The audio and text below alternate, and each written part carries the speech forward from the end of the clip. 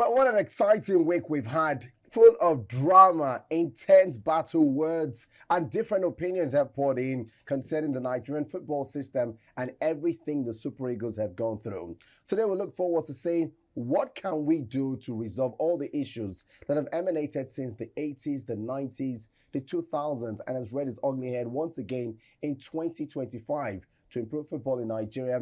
We'll touch on some of the big things coming through from the Africa Cup of Nations. It's next month. That has certainly got Nigeria talking. And can the Super Eagles reclaim the lost glory? Welcome to Sports in 16 Minutes. I'm Femi. It's good to have you join us today.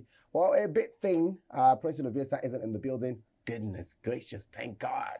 But we've got Opeyemi Imoru. She's right here. Opey, how are you today? I'm fine. I'm feeling elated. It's another sporting week, and we are here to, dish out all we have that have been happening in the world of sports all through the week. Well, it's also the international week. So what that means is we'll get World Cup qualifiers from all the other continents, including Europe. We'll be looking through some of those things that are almost there in terms of booking your spots for the next event, which takes place next year, 2026. The draws will be next month. Let's head for a break. We'll come back. Start our stories proper from the Nigerian scene.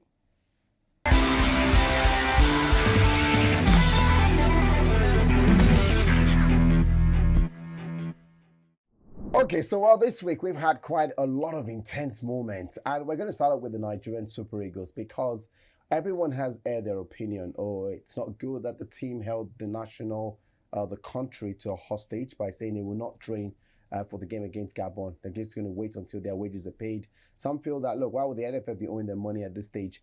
Money, some say, dates back to 2 years. Others say dates back to 2019. We've heard different sides of the story. The Nigerian Football Federation had tried to clarify. Even the NSC have jumped on it by explaining that, oh, look, all the monies the federal government released for wages, we gave it to the NFF. It's not our fault. But how do we move on from this? Because I know beyond the football, right, and everyone's going to be focused on the football, but beyond the football, this is a problem. It's a problem that you and I listened to Sunday Odyssey just before we came into the studio, say the same story that happened to him going into the 2002 World Cup. Yeah. If you remember in 2014, there was a similar situation where the president, the Goodluck Jonathan, had to send money live to Brazil. We've had this reoccurring issue. And if the renewed hope agenda, now taking this all the way up to the federal government, are going to be saying they're making changes, how do they resolve a situation like this, knowing that they also have some hand in all of this quagmire that's happened? I think it's a very awkward thing for we to be hearing that in 2025.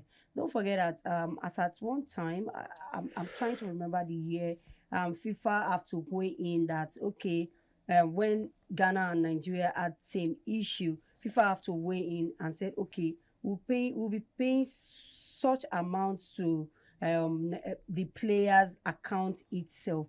And I think maybe that's what it will have to resolve to.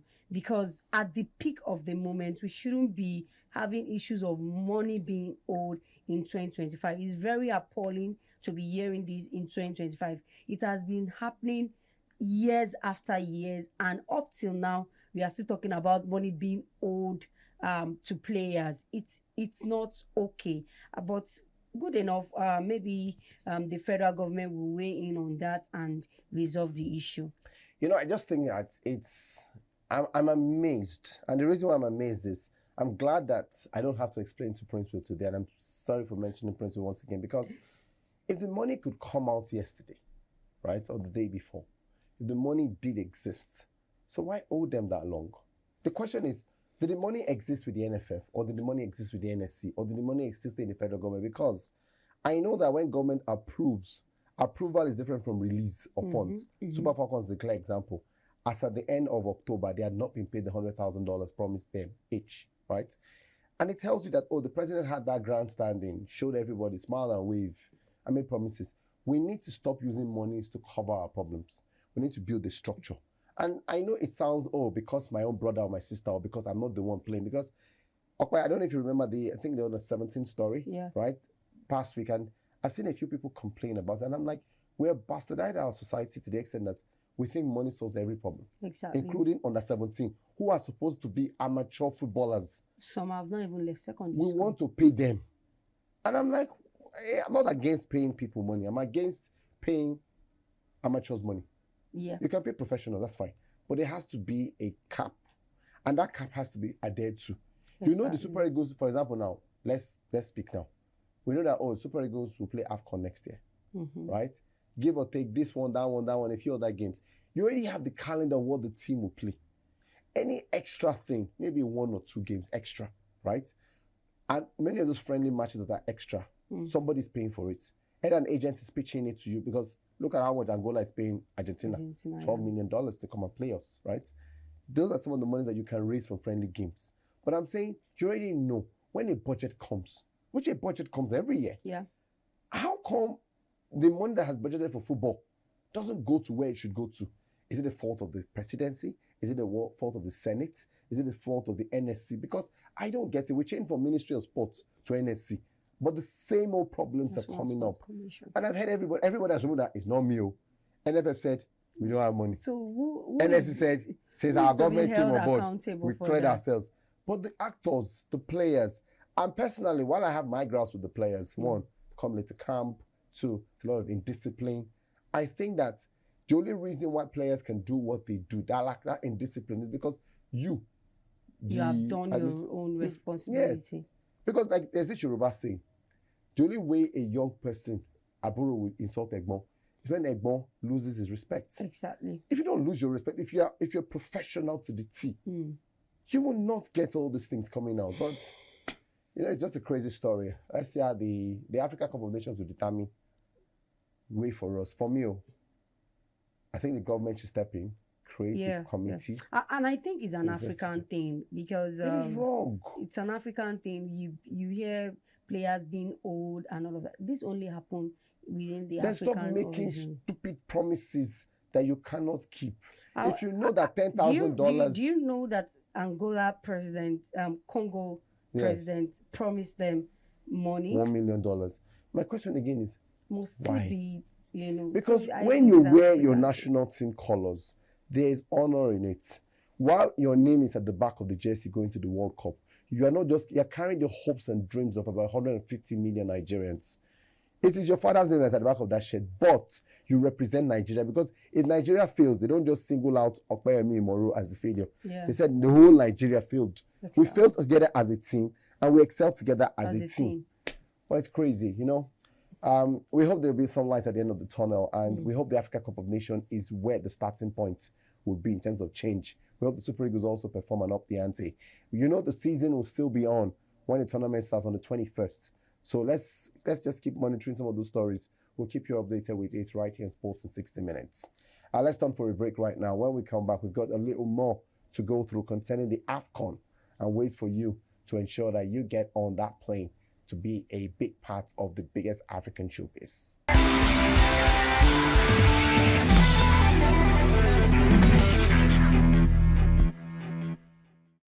Okay, so we're still talking football from the African scene, and Nigeria obviously is the front runner because the Africa Cup of Nations is also up next month. And like I said before the break, we're all looking forward to seeing the experience. AFCON has become a very big tournament. Yeah. Right? We've seen some of the best footballers in the world, the likes of Mohamed Salah, the likes of Brian Mbeumo, Victor Osimhen, Ademola Lookman. We can go on and on, strut their stuff. Now, we gather that Morocco, in trying to help people make it a bit easier, because everyone should know, you've been to Morocco before. Yeah. Does this process that has been introduced by Morocco and CAF, does it help ease the stress of getting in for the AFCON? Yes, it's a big one, because I remember the last time I went to Morocco, we have to send letterhead to Abuja because their embassy is in Abuja. So it was a whole lot of stress getting the visa applied. So I think this is a good one from Morocco. So thoughtful of them to make it very easier for people traveling down. So I think I appreciate that. There were stories already that for the African qualifiers, Morocco refused to approve visas for Nigeria Supporters Club to go cheer the Super Eagles. Going into AFCON, knowing that Nigeria finished off in the final last time, are you of the school of thought, or what school of thought do you fall on? Are you among those that say the Supporters Club, as it is, must be there to give the team the needed support? Or are you, you know what? If they get there, I'm happy. If not, man, this team has to do what they got to do. They need to be there. The last WAFCON, the supporters club were unable to get to. But the team won the WAFCON. Yeah, but having your country people supporting you, hearing the noise, hearing the chant, it goes a long way. It's a booster. Looking back to the last AFCON in Ivory Coast, we could see on the final day how the atmosphere was just orange and white. The Ivorians, they feel even with our own supporters club being there. So it goes a long way. They should be there. We need to have the 12th man, which are the supporters club. I just can't go around the story. I think, and that's what I think that supporters club are very important, and I agree. But I have never been sold on the idea that the supporters club must follow the Super Eagles. I think that these Super Eagles players have played in some of the most hostile environments, club football. Without them. Right? Without the supporters club, right? For club and country. And they have delivered. And at times they have not delivered, even with supporters club. Yeah. I'm indifferent that, look, we shouldn't break the bank to say, we need to find, no. Because number one, who is going to finance that trip? You've not finished paying players their money. You want to pay people to come. Pay the players what is needed. If everybody wants to come and support them. If they didn't get the job done, it's on them. It's on them. Because we've heard that, the supporters club were not there. That's why they didn't do what they needed to do. I don't know. I just think that this Africa Cup of Nations this year, where, look, Morocco has made everything a bit easier. They're hoping that more fans will attend. Yeah. Right? We're also hoping that the football will translate, because it's in the middle of the season. It's a bit different. Right? In previous time, it would be just after the winter break. So it means that teams players are a bit fresh. They've had a week or two to rest. They're good as teams in Germany, France, Italy, and all. But the problem is almost everybody is going to just be going for a winter break on the 21st. So that 21st, plus the Premier League plus the La Liga, everybody's coming tired, right? Or in the thick of the season. And automatically the AFCON closes at the time when the old AFCON will be starting. Yeah. So it means that players really didn't get rest. They have just gone from one tournament to another tournament. I think the whole thing is cumbersome, and players have been complaining about how the football is evolving, that you don't have rest. You have to play 2 times in a week. That is, but it is what it is. They are making money, and for the change, you might ask the question: is it that we value the money more than the actors themselves? But it is what it is. Everybody, people gone are those days that during the winter, football is a little bit not that happening. But break. They just want people to have that feel, all through the year, then into another year and all of that. But let's see how it pans out. This experience is the first. Let's see how it goes. If it's something that will continue like that, then CAF will let us know. But one thing CAF has also said, just like FIFA, is that we need to keep an open mind. The calendar has to move. FIFA did mention that some regions, the World Cup is going to touch every region. Some places are cold in December. That's when the tournament will go there. So it's the same thing for CAF. CAF wanted the tournament to come to June, July. But June, July in the tropics, West Africa, is raining season. Yeah. So you're like, no, it favors the North Africans. It doesn't favor the West Africans. So they're like, okay, we have to keep moving it. And sometimes it will be in January, February. The times it will be June, July, and the times it will be in December, like we have this time.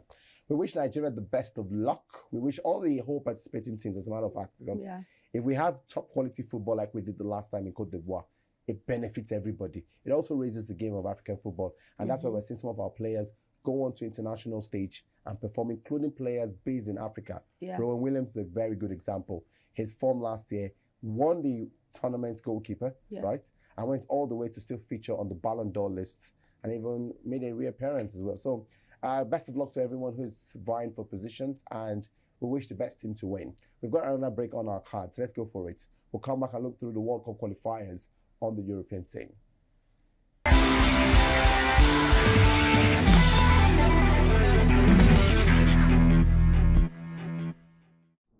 All right, so this is the final part of the show. Today, there's so much sanity and peace. My goodness, could the show be like this every single week? So what do you mean? I didn't say anything. I'll deny everything I said. And besides, this part of the show will not be on record. So I'm going to deny everything. I didn't say anything. But can the show just be like this every week? Serene conversation, making sense. We enjoying ourselves. No problems whatsoever. Our troublemaker should just stay away. You know what? I'll quickly whisper to immigration. They should use the opportunity. Maybe he's in Togo as we speak. I feel that we may be looking for a house in Togo. But while he's in Togo, Europe is also playing World Cup qualifiers. Okay, Poland against the Netherlands. It's one of those games coming through. The Netherlands are almost home and dry. I like the big teams, with the exception of Italy. Everybody's topping their groups. Like, you know what? We've got to punch our ticket. The World Cup. This is why we are called the big boys. Yeah, but Poland, they're not doing bad. They're not doing bad. It's 1 defeat in 5. That's 3 not wins, 1 draw, and a loss. That's not bad. That's not bad. But I still think the Netherlands look good for it. Yeah, I don't think the Polish are going to stop the Orange Boys. Which is funny because I know this week Lewandowski was in the USA. Yeah. Okay. I will give it to the Netherlands. I think they've got loads of players who can step up. Memphis Depay, one of such. The captains, you know who? Virgil van Dijk. Man, Van Dijk don't suffer this season. He has had a lot this season. It is what it is. At 34, because I don't think Van Dijk will play another World Cup after next year's World Cup. He'll be 35. The Netherlands are already suffering because Van Dijk is not as quick as he used to be anymore. Yeah. Liverpool is suffering from it, but I don't know. I think a lot of players will retire after next World Cup. Ronaldo's already said it's his last World Cup. Messi has said, look, if he doesn't feel like he's contributing, he's not going to go. And I think they've been managing his minutes, even at Inter Miami, to enable him feature at next year's World Cup. I think those guys just need to leave this season. Luka Modric is another player who's also preparing. Luka is old. He's still playing for Croatia. Yeah, because, you know, there are some teams, there are some country that even if you are 40, you are as important. Yeah. So it's just as if you are 20, 20. So I can understand the Luka Modric part. But for Ronaldo and Messi, I think those guys, they've sucked all what... That would be Ronaldo's 6th World Cup if he goes. 6th. First was in 2006. Yeah. Wow.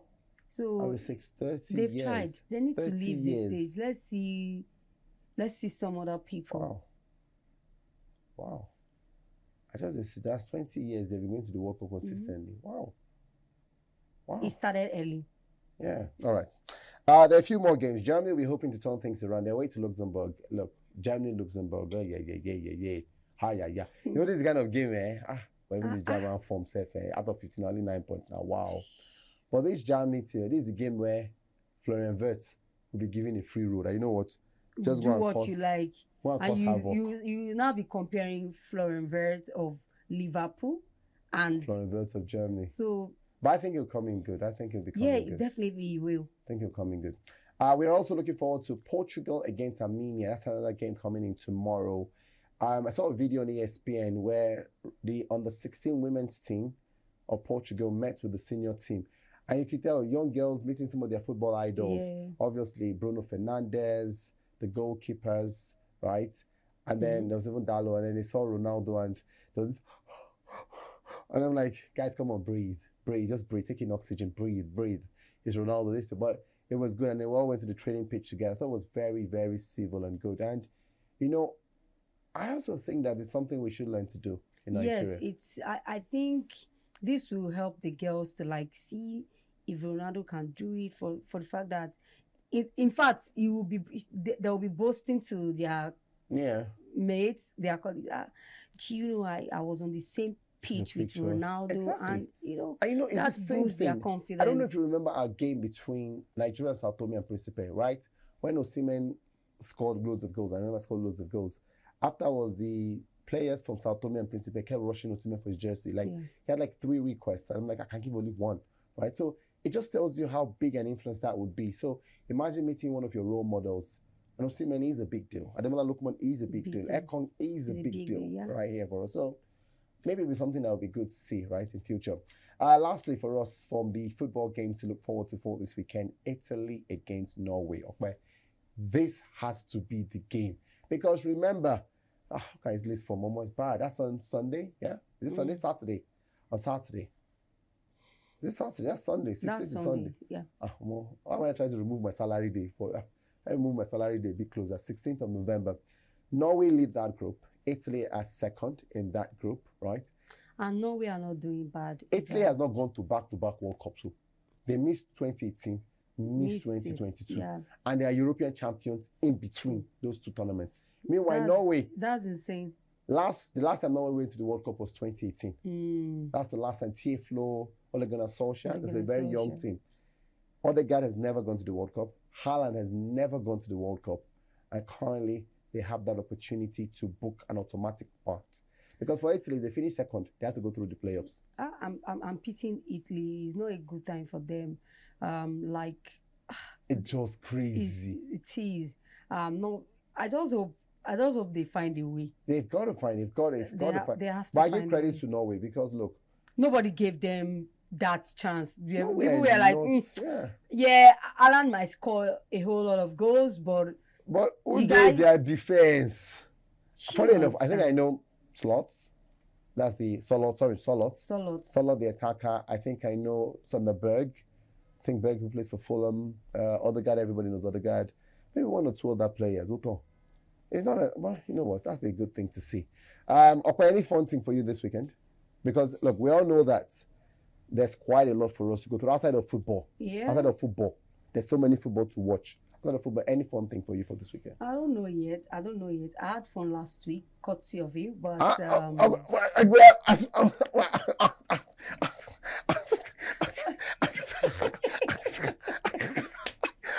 you feeling like? What are you feeling on top of the world? Hello. You know what? Let's just sign out the show already. Hello. You know what?